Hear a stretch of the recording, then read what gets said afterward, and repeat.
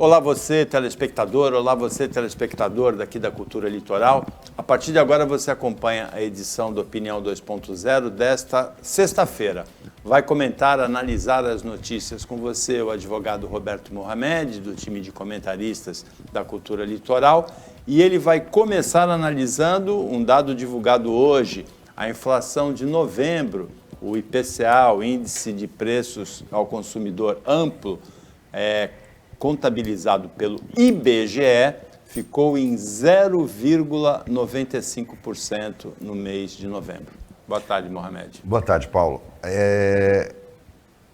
Durante toda a pandemia, principalmente no ano passado, quando o negacionismo do governo federal chegava num nível insuportável, a gente falava aqui que a economia a gente arruma depois. As vidas eram mais importantes. E a gente continua achando isso e batendo nessa tecla. Essa é a razão de eu achar um absurdo a decisão, por exemplo, da prefeita de Praia Grande, esse arremedo de administradora pública, de falar que vai ter Réveillon e vai ter Carnaval. Repetindo a loucura do seu antecessor, que no último dia de mandato liberou as praias no Réveillon. É uma pessoa irresponsável, além de incompetente. E a gente sempre diz que a saúde é o mais importante. Só que é preciso ter um mínimo. Você tem que ter uma equipe econômica, você tem que ter um mínimo de planejamento e de linha de frente. Competência para planejar as coisas. Eu não consigo entender um ministro da Fazenda que não conseguiu realizar absolutamente nada do que se propôs, nada. Botar a culpa no Congresso. Todos os administradores econômicos que esse país teve na sua história enfrentaram o Congresso, menos os da ditadura, óbvio. Que é o que o Bolsonaro tem saudade, porque aí o Guedes podia fazer o que quisesse. E os seus idiotas seguidores que acham que tem que ter intervenção militar. Então, só nesse período é que o Congresso não era problema. O problema é que o governo se preocupou em comprar o Centrão, jogar os gastos públicos no espaço, e aí a gente tem um descalabro econômico absurdo. Eu acho que as pessoas ficam espantadas. O IBGE divulga a inflação em 0,95. Só que você vai comprar, você parou na bomba de combustível, que gera aumento para todo o resto, você tem lá 20% de aumento em relação, 30% em relação ao início do ano. Você vai fazer supermercado e você vê que o teu carrinho não é menos de 20% mais caro do que era em janeiro. Como é que a inflação é 1%? No mês, não é? No mês. 10% então, no ano. Como é que ela pode chegar a 1%? Por causa do peso dos produtos? Mas é principalmente porque o IPCA foi feito para resultar num freio do que o aumento de preços dos produtos mais usados, mais comprados, possa refletir na inflação. Isso é manipulação. E não é nova. Vamos colocar claramente, porque se tornou no Brasil o modo seguinte: não, nós temos que defender o IBGE porque ele já sofre ataques do governo. Nós temos que proteger os institutos federais que gerenciam a Amazônia porque eles estão sendo atacados pelo governo. O INPE, o IBAMA. Mas eles também têm problemas. Tem muita gente incompetente, burocrática, funcionário público vagabundo. Todos eles têm. Todos têm. Porque onde você tem um cara concursado que tem estabilidade, você tem problemas. É muito curioso, Paulo, só para abrir um parênteses, naquele caso do instituto que faz as provas do Enem, o INEP, quando houve aquela demissão em massa, a gente atacou o ministro, e eu acho que ele é um péssimo ministro da Educação, mas tem um detalhe que a gente não se atentou, porque tem uma completa relação com, uma semana depois, a Polícia Federal estourar a operação mostrando um superfaturamento de gráficas na confecção do Enem que vem desde o governo Dilma.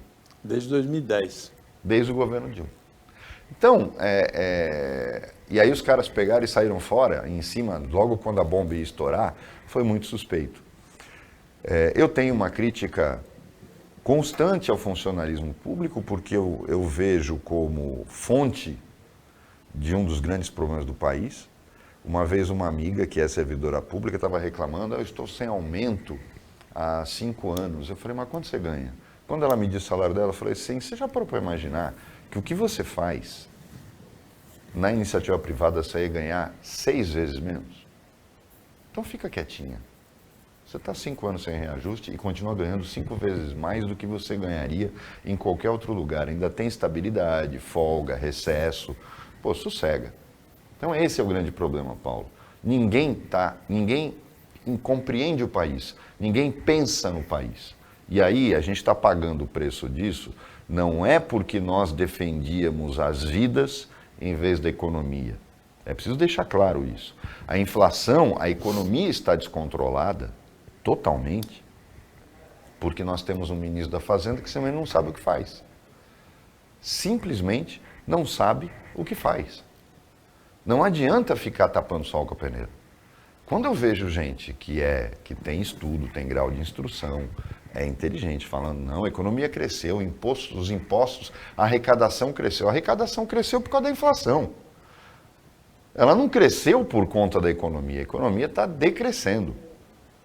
E as pessoas não fazem um cálculo rápido. A massa tributária jamais foi um índice confiável para você dizer se uma economia cresce ou não. Na verdade, ela mostra a fome do governo e o descontrole da economia. A gente vai continuar nisso. Ontem, estava com o nosso amigo Douglas Gonçalves no programa dele e ele falou, qual a sua perspectiva para 2022? Eu falei, muito pior que 2021. Ele falou, poxa, você não consegue ser otimista? Eu falei, não. E isso aí está o exemplo, Paulo. Eu tenho certeza que 2022 vai ser muito pior que 2021. Pode ter certeza disso. Agora, Mohamed, um dado merece ser comentado à parte da economia, que é aquela história de opinião não esquece. No começo de 2019, o ministro Paulo Guedes disse que o botijão de gás, que estava a R$ 70, iria para 35, que é a metade, teria uma redução de 50%, né? R$ 35. Nessa semana eu paguei 105 o botijão de gás. Então, na verdade, o que ele falou que ia reduzir é exatamente o que aumentou, né? 50%. Então, Paulo, novamente a gente vem numa questão... Você lembra dele falar isso? Contraria todo esse discurso do PT e contraria todo o discurso da esquerda. E eu vou falar uma coisa agora aqui que é extremamente sensível, mas é verdade.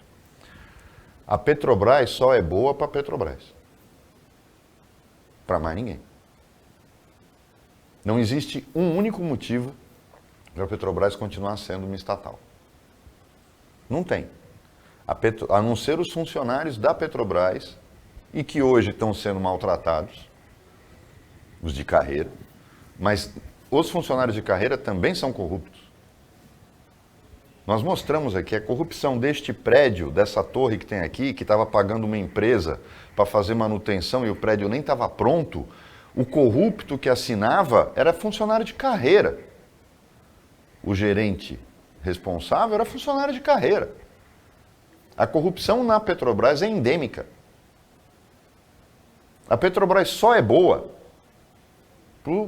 para ela mesma e para os seus acionistas.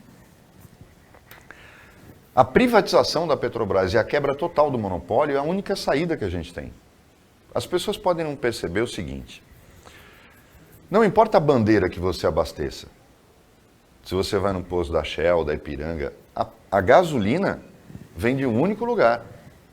Um único lugar, Paulo, da Petrobras. É monopólio. Enquanto você não resolver isso, e aí eu apoio o Paulo Guedes, mas cadê a promessa dele? O governo está acabando e ele não conseguiu sequer dar um passo. Em vez do Bolsonaro derrubar a bolsa, cada vez que ele fala que vai abaixar o petróleo, que vai abaixar a gasolina, vai abaixar o diesel, é simples, arrebenta o monopólio. Privatiza a Petrobras. Abre espaço para refinarias particulares. Você vai ver o reflexo. Você vai ver o reflexo. Eu vou dar um exemplo de um setor que não está inflacionado e que foi fruto, e aí vem o grande pecado do PSDB em todas as campanhas dele, exceto a última, contra o Lula. O PSDB tinha vergonha do que tinha feito de melhor. Sabe qual é o único setor que não está inflacionado? Telefonia. Telefonia e internet.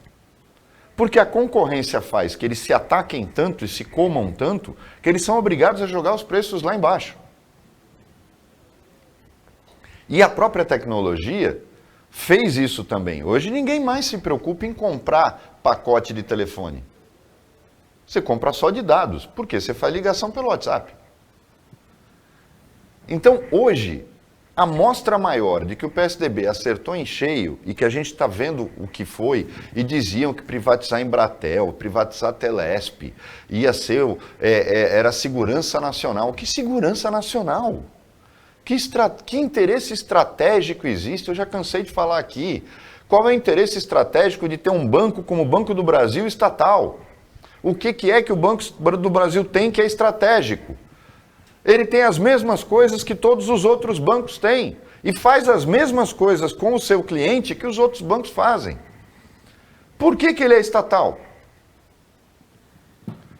Eu já disse, a Caixa tinha que sair do mercado. A Caixa ela tinha que ser um banco social. Ela é estatal, ela é uma empresa pública. Mas não oferecendo cheque especial e vendendo título de capitalização. Ela tem que cuidar do trabalhador, do pagamento do auxílio-desemprego, do FGTS. Ela tem que ser, o funcionário da Caixa não tinha que ser avaliado pela quantidade de títulos de capitalização que ele vende, mas pela qualidade do atendimento às pessoas que os procuram. Agora, o Banco do Brasil é estatal por quê? Eu já disse aqui, a solução era pegar o Banco do Brasil, fatiá-lo em 5 bancos menores e privatizar todos eles, proibindo os atuais bancos de comprarem. Cadê a coragem? Cadê a coragem de fazer isso? Por que a Petrobras é estatal? Por isso a gente está pagando um aumento atrás do outro. Ah, não, é porque ela tem ações na Bolsa. Não é não, é para pagar tudo que se roubou dela. Então por que ela é estatal ainda? Me digam qual é a diferença da Petrobras ser estatal ou particular. O petróleo americano, que é explorado por companhias americanas, ele é de quem? Ele continua sendo americano, porque elas pagam imposto e pagam royalty. A União da Petrobras, o que ela aproveita, ela recebe impostos e royalty. Os estados também. Privatizando vai mudar o quê? Nada. A não ser para a própria Petrobras. Mohamed, o Senado aprovou a prorrogação da desoneração da folha de pagamento de 17 setores, os que mais empregam no Brasil, até 2023. Isso aí tem um custo de 10 bilhões por ano em impostos não arrecadados pelo governo federal. Há quanto tempo essa desoneração está em vigor, você sabe? Desde o começo da pandemia. Na verdade, essa desoneração começou no governo Lula, a Dilma não teve a sensibilidade de manter ela quase toda e aí retornou essa desoneração. Ela não é invenção do Bolsonaro ou do Guedes. Não, ela começou nessa edição, ela começou... Sim, mas ela não é, isso não é novidade. Na pandemia, né? Não é novidade. A manutenção da desoneração é necessária? É, só que eu acho que ela tem que ser para todos os setores, menos os bancos, óbvio. Porque banco, além de ser sanguessuga, banco não emprega. Banco é um setor que, a comparação lucro-benefício para o país, você nota claramente que banqueiro é simplesmente um parasita. Bancos não produzem nada, absolutamente nada. Estão diminuindo o uso de mão de obra cada vez mais e aumentando seus lucros. Enquanto você não tiver um administrador que compense esses 10 bilhões, Paulo, tinham que estar sendo pagos pelo Itaú, pelo Bradesco, pelo Santander, e cobrindo essa deficiência. E era muito fácil. Era criar a contribuição social sobre o lucro das instituições financeiras. Projeto que está engavetado no Senado há 20 anos. Ah, o lobby dos bancos é muito forte. Sim. A gente tem cartório até hoje, registro de imóveis, registro civil, justamente porque o lobby é forte. Por quê? Porque a gente tem um Congresso corrupto, eles recebem dinheiro de todo mundo. Porque senão isso já tinha acabado. Porque registro de imóveis e registro civil, qualquer prefeitura tem condição de assumir tranquilamente. Agora, vejam aquele projeto que extinguia mais de 1.500 municípios que não se sustentam e tem menos de 5 mil habitantes. Vê se ele anda. São 1.500 prefeitos a menos. Sabe-se lá quantos vereadores, secretários a menos. Tudo isso ajudaria a gastar menos. Mas isso ninguém quer, Paulo. É esse o grande problema desse país. Um congresso de meliantes, com um governo de incompetentes e corruptos, casamento perfeito, e um judiciário que só serve para fazer mais uma como fez. Agora só falta o Cabral sair da cadeia. Aí realmente, meu amigo, o melhor caminho para o futuro do Brasil é o aeroporto de Guarulhos. Opinião 2.0 volta depois do intervalo.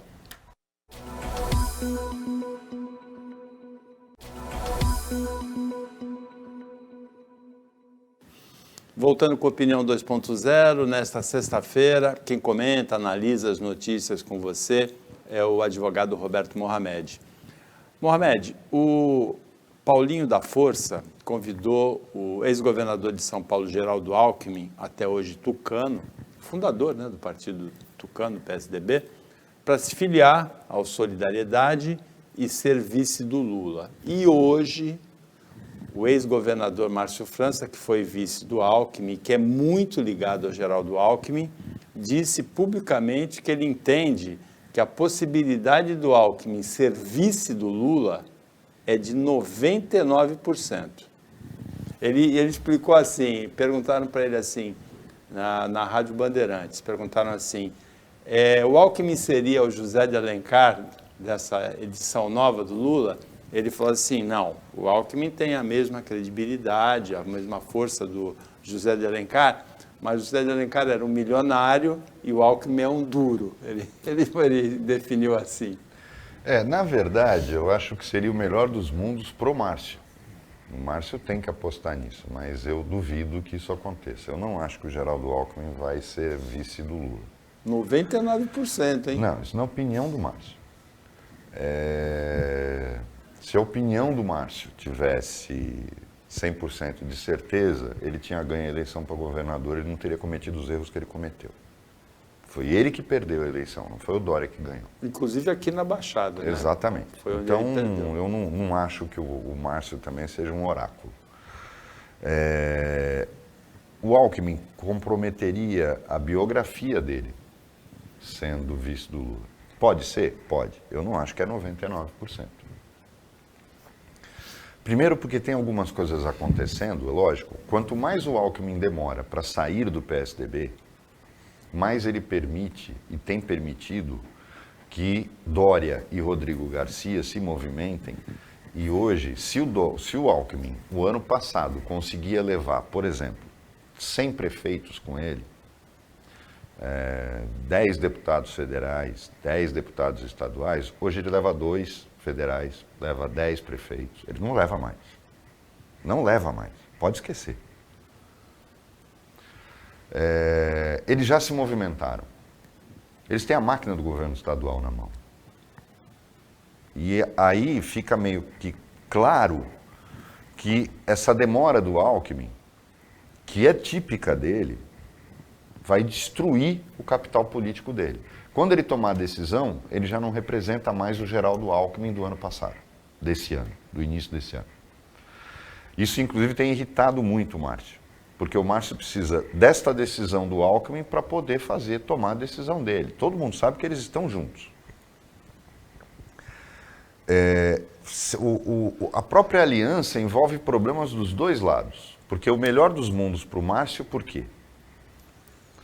Se o Alckmin for... Hoje o desenho é Alckmin e Márcio juntos, Márcio como vice do Alckmin, com um acordo de divisão de poder, candidato a governador, enfrentando o Haddad, pelo PT, e o Rodrigo Garcia, pelo PSDB. E o Tarcísio de Freitas. Esse não entra, não conta. E eu duvido que ele seja candidato. Eu acho que é muito mais fácil o Bolsonaro escolher essa chapa no caso de se concretizar esta chapa, Márcio e Alckmin, para apoiar, ou então deixar, não tem o candidato em São Paulo, mas faz um acordo de não agressão. E aí, essa base que vai vir, Ricardo Salles, Weintraub e tal, de candidatos a deputado federal por São Paulo, iria migrar. A gente não pode esquecer, o Ricardo Salles foi secretário de meio ambiente do Alckmin. Inclusive, ele era completamente diferente do que ele foi como ministro do meio ambiente do Bolsonaro. Né? É o tipo do político que se adapta ao chefe. Eu bati muito no Ricardo Salles. Agora, se você compara o Ricardo Salles Bolsonaro e o Ricardo Salles Alckmin, o Ricardo Salles era completamente diferente. O comportamento dele, a postura dele e o trabalho dele.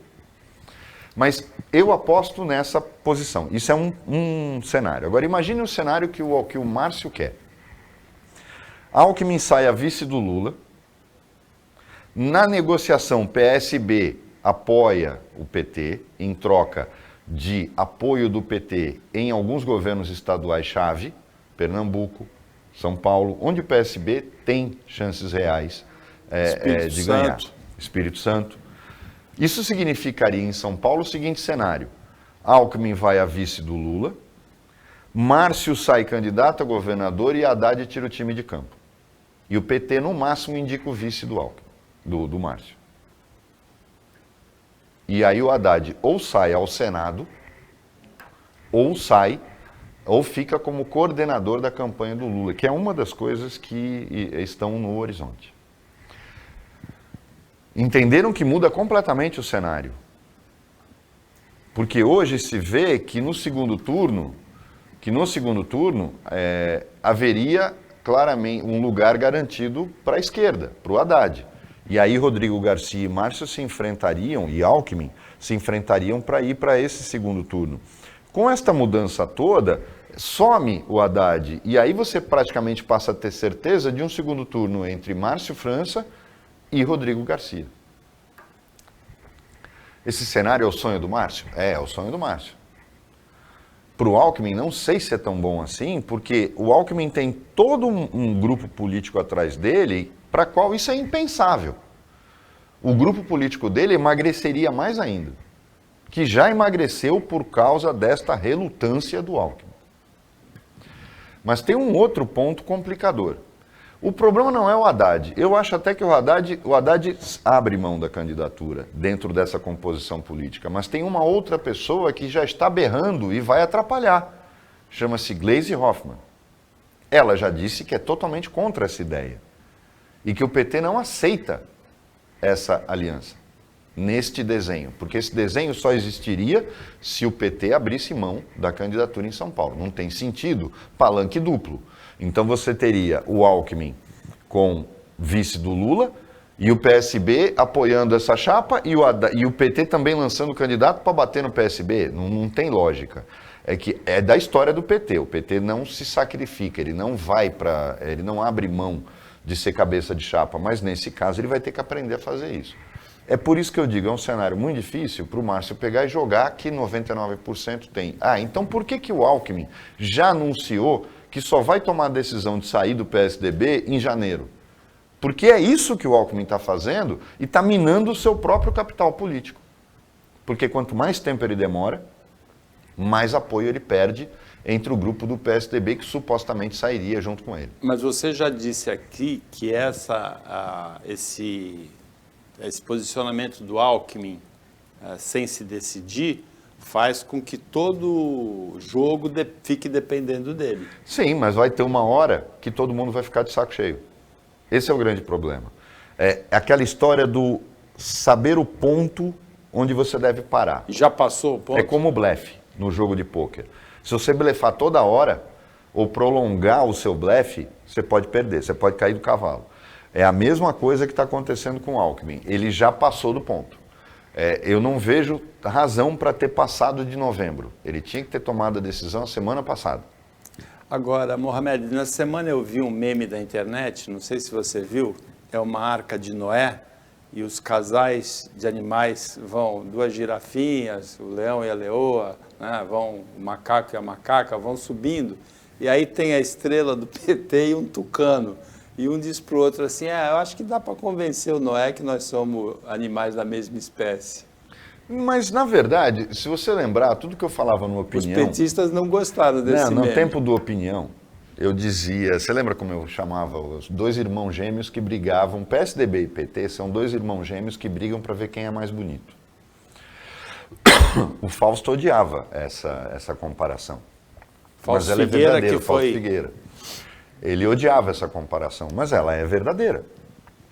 PT e PSDB são dois partidos sociais-democratas. Não adianta dizer, o PT é comunista. Nunca foi, gente. O PT nunca foi. Ele teve, nas suas correntes, como que acabaram saindo. Formaram o PSOL, o PSTU, todos esses partidos de esquerda radical saíram do PT. Porque não tinham espaço. Porque o PT é um partido social-democrata. O que é a social-democracia? É o centro-esquerda. O Lula nunca foi comunista. Nós trouxemos o Luiz Marinho aqui. E você vai dizer que o Luiz Marinho é comunista? É óbvio que ele não é. Você vai dizer que comunista, quando assume o poder, não é o que esses caras foram quando estiveram no poder. Agora também todo mundo é santo, né? A gente viu o Luiz Marinho aqui falando, o Lula é inocente e tal. Não é uma piada isso. Mas o grande problema é que esse espectro social-democrata fazia com que esses dois partidos brigassem, porque era esse espectro que estava no poder, mas na verdade eles são muito parecidos. Essa piada é perfeita. Nós passamos aqui, nós passamos no Extinto Opinião e aqui mostrando isso claramente, é que o PSDB perdeu o papel de oponente do PT dentro do mesmo espectro. Por quê? Porque agora este espectro tem um inimigo comum, que é a extrema-direita. Na verdade, a burrice. Eu não digo que é a extrema-direita, é a burrice contra a social-democracia. E essa aliança, do ponto de vista ideológico, Paulo, não está longe ela pode ser realizada. O problema não é ideológico. O problema é que o PSDB hoje não seria através do PSDB, seria através da figura de algumas lideranças tucanas que sairiam junto com o Alckmin. E por que eu falei que ele tinha que ter tomado a decisão a semana passada? Porque a partir do momento que o Dória ganhou a prévia, acabou, fechou a porta para ele definitivamente, ele tem que sair. Ele tinha que ter no mesmo dia, e ali era o momento, no mesmo dia ter anunciado a saída dele. Ele pode até não definir para onde vai. Aí ele vira uma noiva, que todo mundo quer. Agora, a saída dele do PSDB não tem justificativa. Ele está perdendo o capital político a cada dia. Olha a imagem lá do PT com... É verdade. Mas é que agora isso não se realiza porque nós estamos falando de Alckmin e o grupo que lhe apoia. Não o PSDB. O PSDB vai de Dória e aí sim, essa aliança, porque o Dória coloca o PT como inimigo. Coisa que o próprio PSDB nunca fez. Agora, Mohamed, saiu do centro de São Paulo, lá da frente da Bolsa, um touro dourado, musculoso, né? Uma representação da força, da potência da Bolsa, bem copiado, uma cópia, um clone do touro lá de Wall Street, em Nova York, da Bolsa de Nova York, e entrou uma vaca amarela, magrinha, feita por uma escultora. Olha a vaca amarela, que magrinha, Mohamed, na frente no lugar de onde saiu o touro. Eu acho que ela tem mais a cara da Bolsa de Valores de São Paulo do que aquele touro que eles colocaram. Eu acho que deviam deixar essa vaca magra lá. Tá a cara da Bolsa de Valores de São Paulo. Ela representa, segundo a escultora, as dificuldades que o país enfrenta nesse momento, principalmente a fome. Como eu falei, e a nossa Bolsa é uma Bolsa magra, né? Então eu acho que a gente tem que permitir que essa vaca fique, porque eu acho que ela se aproxima muito mais da nossa Bolsa de Valores do que aquele touro. A vaca também foi retirada, né? Porque nem o touro nem a vaca tinham licença para estar no espaço público na frente da Bolsa. Os sites do Ministério da Saúde foram hackeados, sofreram um ataque de piratas cibernéticos e saíram do ar, Mohamed. Inclusive, muitas pessoas não conseguiram acessar o Conect SUS. Conect SUS, não, você entra no Conect SUS, você consegue acessar, mas os seus dados de vacina sumiram. Isso só mostra uma coisa. Isso prejudica muitas pessoas. A gente tem, claro, uma coisa. Isso é o custo da falta de investimento do Brasil em pesquisa, da falta de investimento do Brasil em tecnologia. A gente está refém disso. Os Estados Unidos investem uma fortuna nisso. Qualquer país europeu hoje investe uma fortuna em segurança cibernética e o Brasil não investe absolutamente nada. O Brasil simplesmente acha que, imagina, quem vai atacar o Brasil? Está aí a prova. Está aí o caso. E foi muito fácil fazer. E aí você tem pior. O Queiroga eu acho que ele está contaminado, não é possível, porque ele fala tanta bobagem, ele garantindo, não, está tudo certo, a gente já vai resolver, os caras vão ser punidos.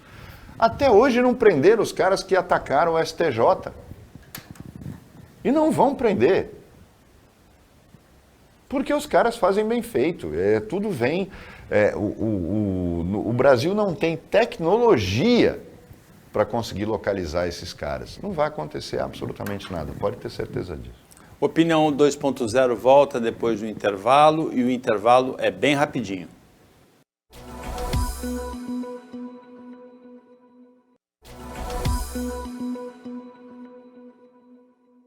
Voltando para o último bloco do Opinião 2.0 desta sexta-feira, Roberto Mohamed analisa, comenta as notícias com você, telespectadora, com você, telespectador. Mohamed, a investigação policial chegou à conclusão que a morte dos 3 meninos em Belfort Roxo no final do ano passado se deve a traficantes. Eles foram sequestrados, julgados, condenados, torturados e mortos porque os traficantes desconfiavam que eles tinham roubado uma gaiola com alguns passarinhos. A polícia diz que é o mesmo grupo que fez esse tipo de coisa com o Tim Lopes, jornalista da Rede Globo, fez o mesmo tipo de coisa com uma moça que se recusou a namorar um traficante, e há outros casos. É de uma atrocidade, de uma crueldade difícil até de imaginar. Esses traficantes criaram um suplício que a humanidade não conhecia, que é o micro-ondas, né? Eles cercam a pessoa dentro de pneus e colocam fogo, né? Chamam de micro-ondas isso. Mas parece que o próprio crime no Rio já está se voltando contra este grupo, né? Sendo que o Tim Lopes é miliciano, né? No caso, o responsável pela ordem para matar os meninos já foi condenado à morte pelos chefes do tráfico daquela comunidade e se entregou para a polícia. Porque ele ficar vivo, porque ele já estava condenado à morte por eles, porque o comando do tráfico não sabia que ele tinha feito isso. Na verdade, eu não acho que tenha relação, porque no caso do Tim Lopes foram os milicianos e eles tinham uma razão para isso. É que no Rio, esta forma de punir está sendo usada para servir de exemplo, mas não são grupos completamente diferentes, não tem nada a ver. O uso do chamado micro-ondas, que é nada mais do que queimar a pessoa viva, está sendo moda no Rio de Janeiro, mas são grupos completamente diferentes. Nessa comunidade, o que está acontecendo é que uma liderança do tráfico teve o seu tio ou o seu pai, roubaram o passarinho dele, disseram que foram os meninos, e eles são extremamente violentos. Só que o comando do tráfico não admitiu esse tipo de comportamento. Não é porque eles têm ética, não. É porque atrai a polícia no morro, atrai a polícia na comunidade e eles não querem isso. Atrapalha os negócios. Atrapalha os negócios. Esse é o grande problema. O interesse das lideranças de tráfico, é preciso entender bem isso. O traficante, normalmente, nas comunidades, ele atua como o benfeitor, substituindo o Estado que não se faz presente. Então é ele que distribui cesta básica, é ele que patrocina a festa, é ele que coloca médico à disposição, porque ele quer a comunidade o protegendo. É assim que funciona. O problema é que por trás do tráfico, um crime branco, digamos assim, porque ele existe porque tem demanda, e tem demanda da sociedade rica que compra. Porque traficante de crack não está no morro, está na rua. Agora, quem compra Quando a gente fala de tráfico nos morros cariocas, nas comunidades de São Paulo, nós estamos falando de cocaína e maconha. Não é qualquer um que compra. Então é esta demanda de gente que não vai presa porque o consumo não se pune mais, o que eu acho um absurdo. Esta demanda provoca a existência deste comércio e dessa indústria. O problema são os crimes correlatos, porque quando você deixa na mão de uma facção criminosa o poder de vida e morte de uma comunidade e a organização desta comunidade, você permite também que no paralelo você tenha outros desvios. É aí o grande problema. Quando se fala, a gente combateu o tráfico, a gente está enxugando gelo. O problema não é combater o tráfico, é que tem que se combater tudo que vem em volta. Porque o cara hoje não vendeu muita cocaína, não vendeu muita maconha, ou não conseguiu faturar o suficiente, ele vai roubar para complementar a necessidade diária de faturamento. Então é isso que está acontecendo. Nós estamos hoje vivendo um momento em que a polícia está de mãos atadas, por conta de uma série de coisas, inclusive mídia. Todo mundo sabe, eu não critico a liberdade de imprensa, não é isso. Eu acho que a postura está errada. E principalmente por conta de um Ministério Público que não consegue condenar traficante, então vai começar a condenar policial. Que eu tenho que mostrar serviço, eu vou começar a fazer isso para mostrar que eu sou um promotor diligente. Então esse é o grande problema. Enquanto a gente não tiver competência na condução, e isso o nosso Código de Processo Penal tinha que ser totalmente reformulado, colocando o Ministério Público na condução do inquérito e não dizendo nada a opor quando o delegado... as pessoas não sabem o que é o inquérito no Brasil. Ele é feito para não funcionar. Ele é feito para deixar bandido na rua. O delegado manda para o juiz pedindo mais 30 dias, o juiz manda para o promotor concorda, o inquérito volta para o juiz manda voltar para o delegado. Meu Deus, isso é uma coisa que não se justifica. Eu não sei de onde tiraram isso. O inquérito não tem nada a ver com o juiz. É promotor, delegado, o delegado pede prorrogação, o promotor devolve no dia seguinte dizendo sim ou não, e o promotor já diz o que ele quer, porque o inquérito só tem uma razão: orientar a denúncia, fazer a investigação. O que o juiz tem que ficar dando palpite? O juiz tem que verificar as provas. Não, é o promotor que pede quebra de sigilo, o promotor pede prisão preventiva, é o promotor que vai pedir tudo isso a pedido do delegado. Mas aí ele procura o juiz, quando ele precisa disso. Enquanto ele está fazendo uma investigação, você atola um juiz. Para quê? Para quê? Para deferir prorrogação? Para servir de intermediário entre o delegado e o promotor, quando eles deveriam estar falando direto um com o outro? É feito para não funcionar. Infelizmente, isso existe para não funcionar. Nosso Código de Processo Penal é o Código dos Bandidos. Porque é isso que leva à prescrição, à falta de instrução adequada. Por conta disso, você tem um intermediário onde não deveria ter. E eu já cansei de dizer, promotor não tem que tomar lanche com o juiz. Promotor tem que tomar café com o delegado. Promotor não tem que estar no fórum, promotor tem que estar na polícia. Aí você veria a coisa começar a andar. Mas a coisa foi feita para não andar. Mohamed, no filme Tropa de Elite 2, tem um momento em que é representada essa pena de morte com tortura que os traficantes impõem a algumas pessoas. É quando uma jornalista é presa investigando. E o espectador do filme sente um frio na barriga. Sente. É terrível. Isso os tribunais do crime... Há um tempo atrás, acho que foi 1 ano e meio, São Paulo a PM estourou, a polícia estourou um julgamento que estava acontecendo, era uma mansão, estava acontecendo um julgamento do Tribunal do Crime, que não é centralizado, lógico, não obedece nenhuma forma organizada, mas eles têm esses tribunais e as punições são extremamente... porque Paulo, quando existe esse tipo de ordem para matar, ela tem que servir de exemplo. Então, você dá um tiro na cabeça, que exemplo existe? Então, você tem que torturar, mostrar que quem for condenado não vai simplesmente morrer, vai sofrer muito antes de morrer.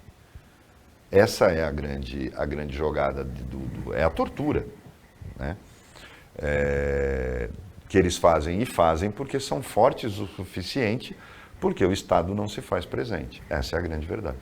Tem uma notícia que você, telespectador, deveria prestar mais atenção. Mohamed, foi detectada a presença de um caramujo,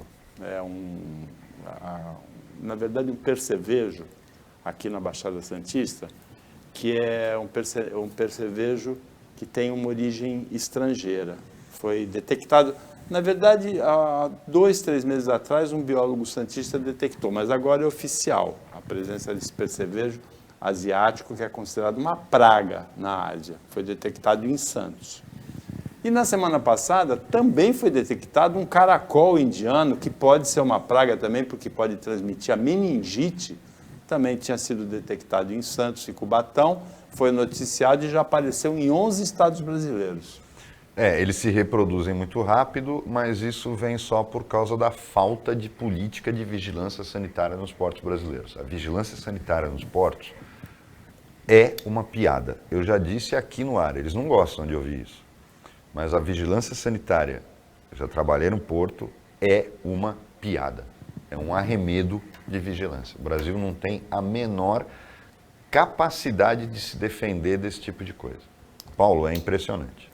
O Ministério da Agricultura é muito cuidadoso em relação aos pallets, por exemplo, que tem um bichinho que vem no pallet que pode ser muito nocivo. Em relação aos pallets, eles investigam. Sim, mas em relação aos containers não existe nenhum tipo de segurança. E água de lastro também é um problema. Água de lastro, mas principalmente em relação aos containers. Não existe esse mesmo cuidado com os pallets. Então você imagine, por exemplo, um navio que vem da China, do Vietnã, da Coreia, da Índia, ele vem para cá. Ele ficou parado num porto em países que também não costumam ter muito cuidado sanitário. Esses percevejos, eles se reproduzem muito rápido. Então você imagine, a carga está pronta para embarcar lá, você está importando televisão. O problema é que a vigilância sanitária do Ministério da Agricultura, ela se preocupa com a importação de comida, ou de produtos perecíveis, ou de origem animal ou vegetal. Mas ela não é nula, ela é zero para importação de eletrônico, de equipamento, de carro. Aí esse carro, digamos que coloca uma máquina, um lote de TVs, por exemplo, dentro de um container. Esse container, uma série de percevejos entra, porque eles têm buracos. Até para ventilação, né? Exatamente. Eles entram dentro desses containers. Vão para o navio, vão se reproduzindo e o guindaste pega esse container e coloca no solo brasileiro. Acabou. Acabou, Paulo. A festa está feita. E foi o que aconteceu desses dois lados. Porque não existe verificação do container quando ele é retirado do navio. Ah, mas isso é impossível de fazer. Não, não é. Fazem isso nos Estados Unidos, fazem isso em Roterdã. Aí quando faz aquele trem da alegria, sabe? Que a tribuna pega um monte de gente, vai para Roterdã, levando políticos, os caras vão visitar, volta tudo com boca aberta, olha que porto maravilhoso. Mas eles não prestam atenção nessas coisas e não aplicam aqui.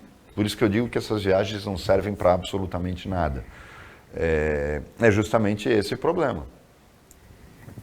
Olha, existe um caso, pouca gente tem dado atenção a isso, a não ser no dia que foi notícia.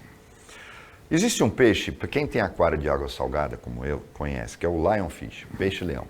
Ele é lindo, ele é um predador, não é qualquer aquário que você pode colocar. Ele abre os espinhos dele, ele é muito colorido, ele é lindo esse peixe. Ele é um peixe asiático e um predador extremamente voraz. Houve umas cargas a importação dele sempre foi liberada, ele vinha para o Brasil e quando ele começa a crescer, exatamente, é esse peixe. Quando ele começa a crescer, às vezes ele dá problema no aquário.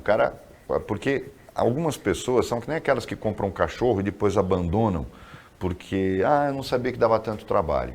As pessoas tinham que passar por um teste psicológico para ter animais. Quando você compra um peixe desse em aquário, eu duvido que o comerciante não diga, você tem espaço para ele, porque ele cresce. Não, eu tenho, não tem problema, porque o cara acha que ele não vai crescer. Porque tem uma lenda que diz que aquário pequeno, o peixe fica pequeno, conforme você vai aumentando o tamanho. Isso é para algumas espécies, não é para todas as espécies. E no de água salgada, mais ainda. O que aconteceu, Paulo? Os caras começaram a pegar esse peixe, ficou muito grande, está comendo os outros menores do aquário. Ele joga fora. Ah, que judiação, não vou matar. Olha só o que eu já vi. Relato de gente que levou o peixe para o mar e jogou. Resultado, alguém colocou um grupo desses peixes no mar, aqui na costa do litoral norte. E quando você tem uma espécie num novo habitat, em que ela não tem predador natural, o que acontece? Ela se torna o predador geral. Por quê? Porque ela não tem inimigo e ela vai se reproduzindo com facilidade. E aí a gente tem hoje, esse lionfish já foi encontrado aqui, onde ele jamais poderia estar, e ele jamais poderia, inclusive muitos questionaram, porque ele requer uma série de cuidados, de temperatura da água, para poder viver bem. E no final das contas, a natureza mostra que os bichos se adaptam. E ele pode ser uma praga, e já está sendo considerado um perigo em alguns lugares. Porque ele não tem predador natural. E quando ele cresce, Paulo, ele engole peixes que têm o tamanho dele. E aí ele vai atrás de filhotes, o que você prejudica o quê? A reprodução dos peixes naturais da nossa costa. Imagine que esse percevejo e esse caramujo comecem a se reproduzir de forma... porque eles não têm predador. A natureza cria predadores que se alimentam das coisas que estão naquele seu habitat. Isso é uma coisa estranha. Não fique você, não, os predadores são curiosos. Não são. Predador de percevejo é roedor. E que pode ficar desconfiado vendo um bicho que não é natural, que ele está acostumado. E esses caramujos vão começar, e eles são pragas nos seus países de origem. Às vezes a gente cria essa irresponsabilidade no Brasil, por isso que foi bom você ter lembrado do IBAMA, mostra o quanto o IBAMA está muito preocupado com quem prende passarinho na gaiola e pouco preocupado com esse tipo de coisa, que é muito mais terrível para nós, para o nosso ecossistema.